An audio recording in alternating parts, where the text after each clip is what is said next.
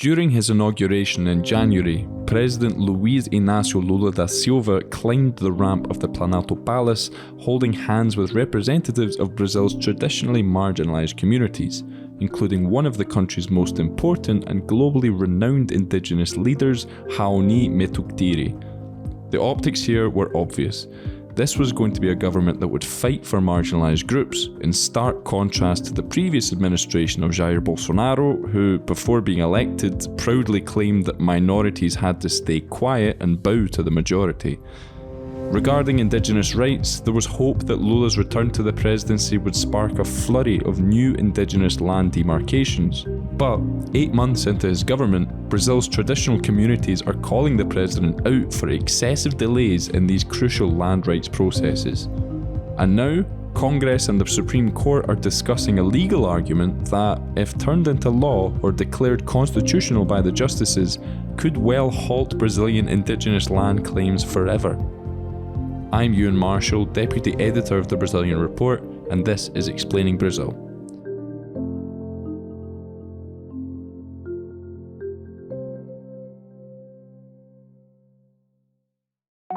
If you like Explaining Brazil, you should subscribe to the Brazilian Report, the journalistic engine behind this podcast.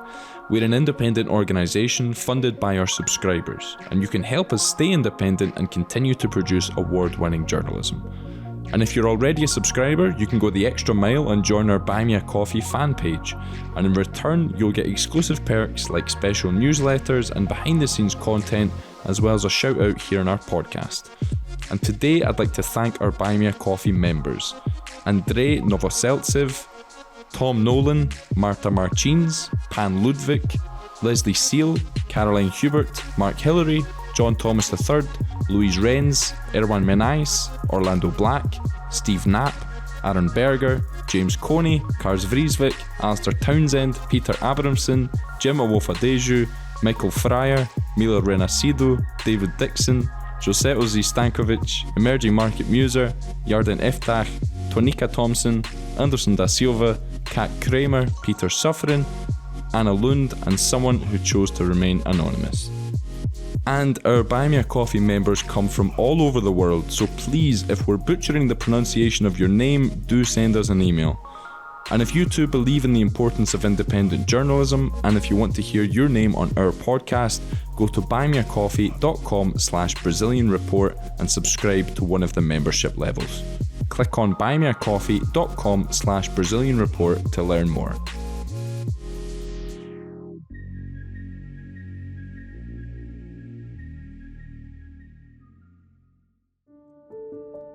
This week, the Supreme Court resumes its trial on a legal argument referred to in Brazil as the marco temporal, probably best translated as the cut-off point argument.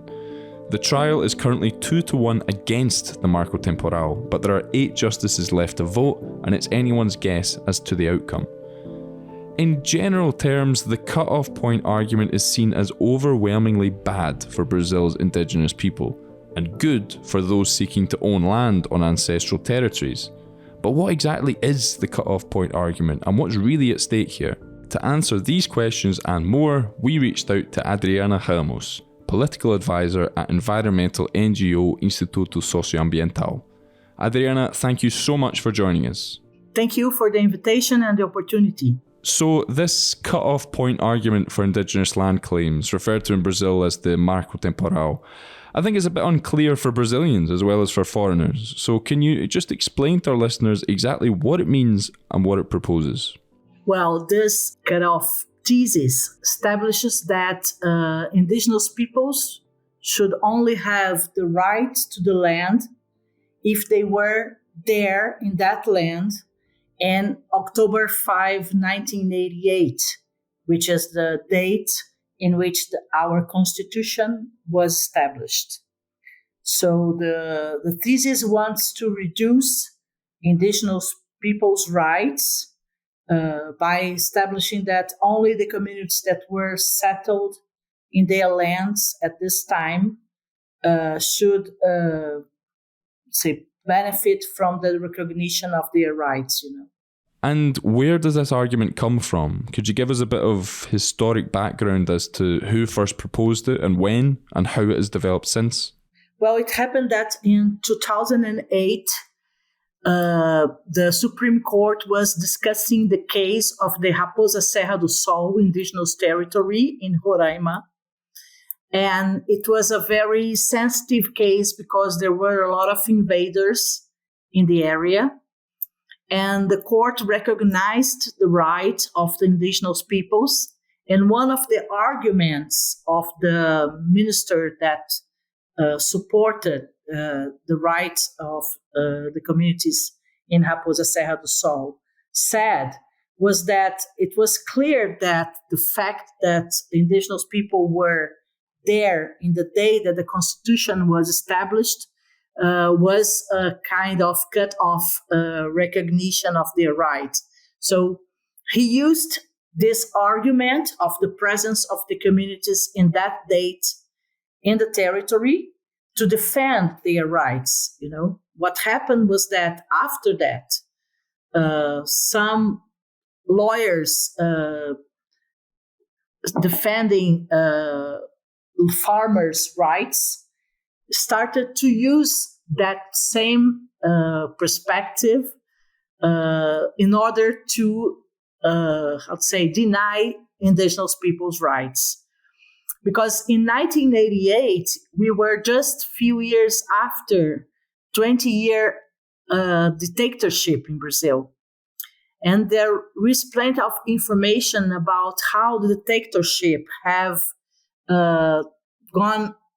struggled indigenous peoples, and in some regions they have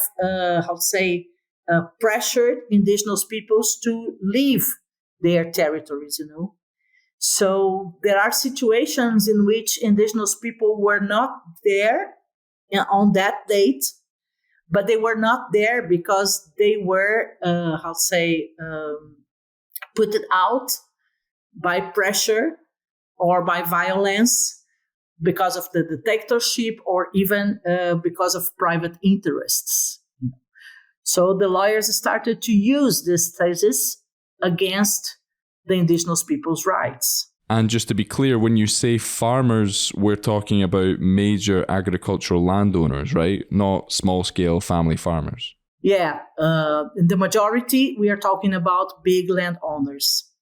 What happened also in Brazil was that some state governments have titled lands and sold lands to landowners, in areas that were indigenous territories. So they allowed this pressure over the communities. The communities left the land, and then they sold the land. So there are many people that bought this land in good faith, thinking that they were buying land where there was nobody in, but in fact, that were indigenous territories. And Adriana, why October 5th, 1988? Because, you've said that was the day that the Constitution was enacted, but why use that as a specific cutoff date? Well, although historically we had previous constitutions that already recognized indigenous people's rights, the Constitution of 1988 is the one that sets indigenous rights as an originary right, So I think that when the minister of the Supreme Court mentioned that date, he was just reinforcing the perspective that the Constitution brought in terms of recognizing the originary right for the land, But the interpretation that was given was about that specific date. This is what the cutoff thesis wants to establish, So I think that the fact is that this is the Constitution that says that if we are talking about an originary right to the land, it means that no one that have, occupied this land afterwards, have the right to receive any kind of indemnization. I think that this is one of the points in which our constitution is very strong on behalf of indigenous people's rights, but at the same time, the topic that raises more conflicts, because whenever an indigenous territory is recognized, the landowners over that territory will not receive any payment for the land. They will only be recognized by any kind of investments that they can have done over that territory, So I think that this is one of the topics of the Constitution that strengthens indigenous people's rights in one side, but also, increases the struggle and the challenges because of the opposition that it raises from the landowners. And this is what's confusing me, because how exactly would an indigenous community prove that it occupied a certain territory on a specific date in 1988? Because, I struggle to come up with a proof of address from the last 3 months. How can people expect rural communities to have documented proof of where they lived 35 years ago? Yeah, well, that's a very good question, because in fact, I think that this is one of the biggest problems of this thesis, because until the Constitution, indigenous peoples didn't have, for example, the autonomy to go to court to ask for their rights, So even if it was a situation of conflict, they could not stand to say that there was a conflict and someone was occupying their lands, So it's very hard to think that they will have the capacity of proving that they were there at that point, So it's really unfair that we ask them to prove that they were there,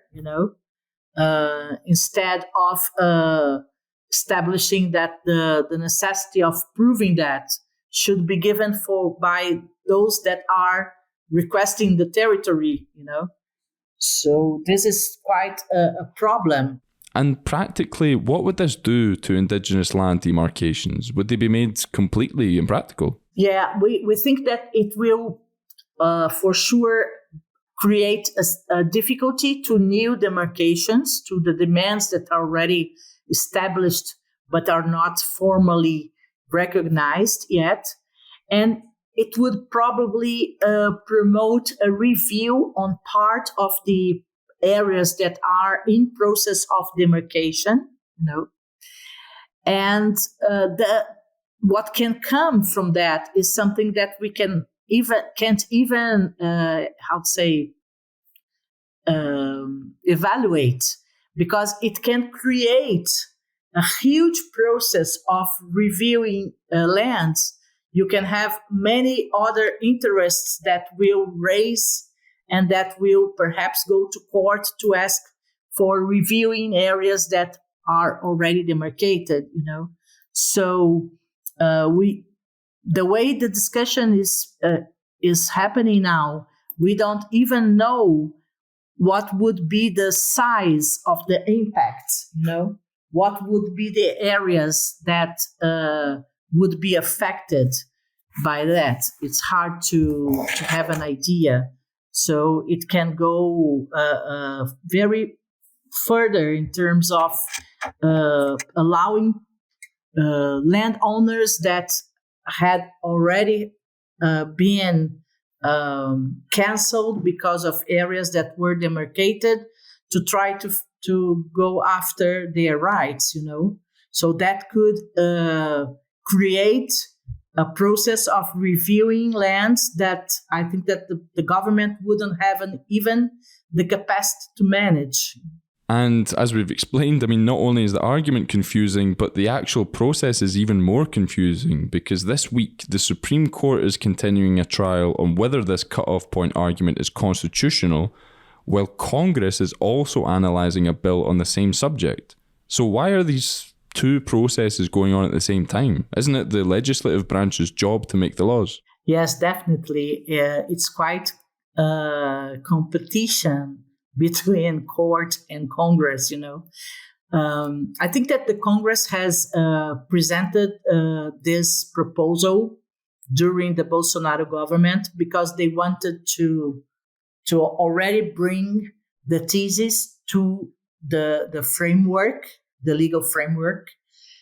So they presented this bill of law, which goes beyond the cut-off thesis and also establishes changes in the exclusive use of the natural resources inside indigenous territories by saying that indigenous territories would be able to be exploited by external people, not only indigenous people. So the bill of law is even worse than the discussion that's being done in court.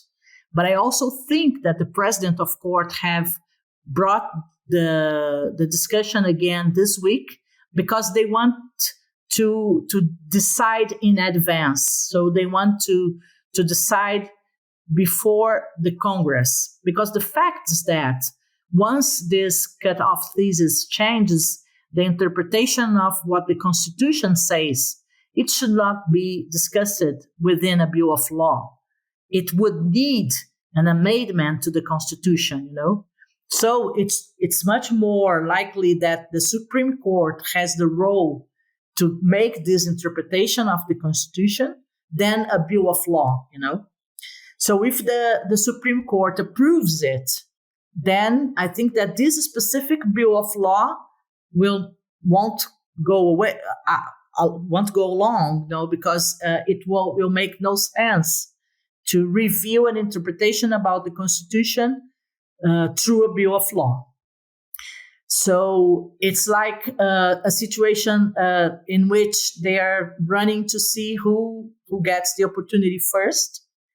But I think that also the president of the Senate have understood that now it's up to the Supreme Court to make this first decision, and then the Senate will have to follow what is decided in the Supreme Court. So between these two situations, I think that for indigenous people, it's better if the Supreme Court have its decision, And now there is this vote that brings also a third proposal, like a mediation proposal.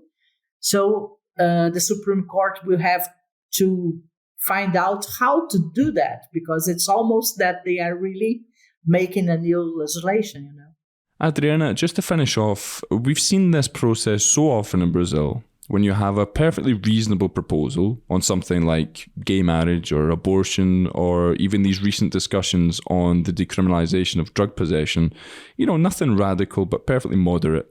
And these proposals are being decided by the Supreme Court and not Congress. Don't you think that maybe unless elected officials can get together and reach a consensus on these matters and, approve laws, that this is always going to be questioned by the population? No, I think that in this specific case, the Supreme Court is more in a position to decide, because it's their role to say how we have to understand the Constitution, It should not be done by a bill of law. But I think that this is a structural problem we have in Brazil, and mainly because our Congress do not really represent the diversity of Brazilian society, So we also have a Congress that represents more some minorities than the majority of the population, So, for example, if we take a look in the rural caucus inside the Brazilian Congress, landowners have a representation that does not represent the reality of the number of landowners in Brazil, So I think that the fact that the Congress is not really representative of the Brazilian population, also helps this kind of problem, helps this kind of situation to occur. Adriana Ramos, thanks very much. You're welcome. Thank you for this opportunity. If you like Explaining Brazil, please give us a 5-star rating wherever you get your podcasts. It only takes a second and it will help us reach a wider audience. Or, better yet, subscribe to the Brazilian Report, the journalistic engine behind this podcast. We have a subscription-based business model, and your memberships fuel our journalism and keep us going and growing. Thanks to our subscribers, we've been able to cover Brazil and Latin America extensively, and our work has won and been shortlisted for several international journalism awards. More recently, our newsletters won the Best Newsletter Prize in the Americas from the World Association of Newspapers and News Publishers for a small or local newsroom. And in order to keep doing that work, we need your support. So go to Brazilian.report/subscribe. I'm Ewan Marshall, thanks for listening, and Explaining Brazil will be back next week.